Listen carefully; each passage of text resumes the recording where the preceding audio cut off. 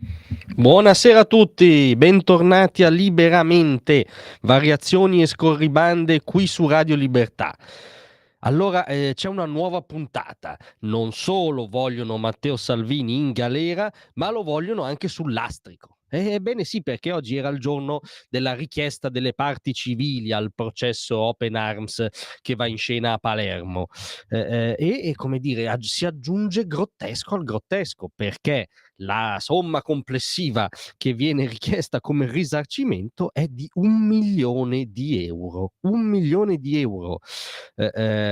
Appunto la richiesta dei difensori di parte civile, una ventina in tutto, perché si sono costituite parte civili, tra le altre cose, ARCI, Lega Ambiente, Emergency, il comune di Barcellona.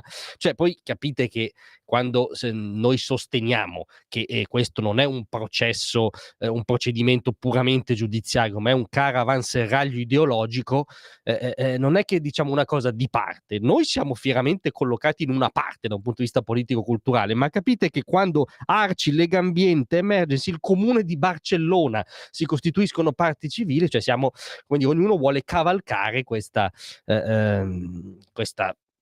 commedia o tragicommedia ideologica che sta andando in scena nella procura di Palermo. Ancora più interessante da un certo punto di vista sono alcune però cose che nella sua arringa ha detto l'avvocato di Open Arms, Arturo Salerni.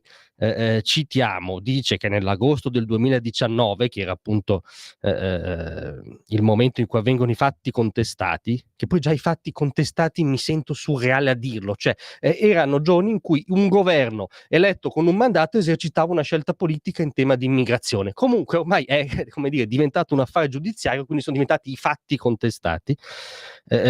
Dice l'avvocato che non solo Pernams non ha ricevuto il sostegno delle istituzioni al governo, ma è evidente il danno causato, come fosse scontato, ma è evidente il danno causato all'armatore umanitario. L'armatore umanitario mi sembra un'espressione in bilico sull'ossimoro, ma questa è una mia annotazione maligna. Il danno alle attività che questa persegue con un fare esclusivamente umanitario. No, scusi avvocato, però un'obiezione banale, fattuale, e non si può non rivolgergliela. Cioè, se a guidare Open Arms era un obiettivo esclusivamente umanitario, ma perché diavolo ha rifiutato il porto offerto da Malta? Più vicino dell'Italia, era nell'interesse umanitario dei migranti sbarcare il prima possibile, assicurarti di dovere cura e supporto il prima possibile, e insomma condurre a terra questa gente il prima possibile, perché diavolo rifiuta il porto offerto da Malta. Non solo, ma a ruota, perché diavolo rifiuta anche il porto offerto dalla Spagna. Peraltro Open Arms batteva bandiera spagnola. Perché rifiuta il porto, che in quel momento è più vicino, che appunto garantisce di soddisfare l'esigenza umanitaria, porto della nazione di appartenenza di Open Arms, e lo rifiuta?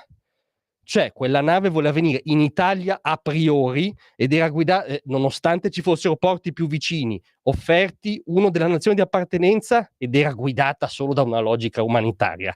Francamente, avvocato, non possiamo crederci. Cioè, quello è evidente che era una partita politica che si voleva andare in Italia, perché c'era, come dire, questa anomalia, perché un governo italiano in quel momento stava presidiando quella cosa che si chiamano confini, e per le ONG e anche immaginiamo per chi gestisce, ahimè, il traffico di esseri umani, questa cosa era una novità inaccettabile, e quindi si voleva venire in Italia, se no non si rifiutano due porti più vicini.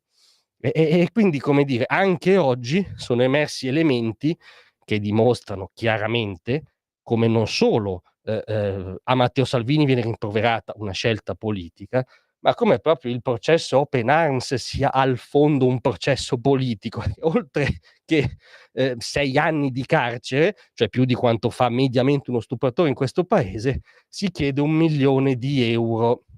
Vediamo cosa ci riserverà la prossima puntata di questo affare veramente grottesco.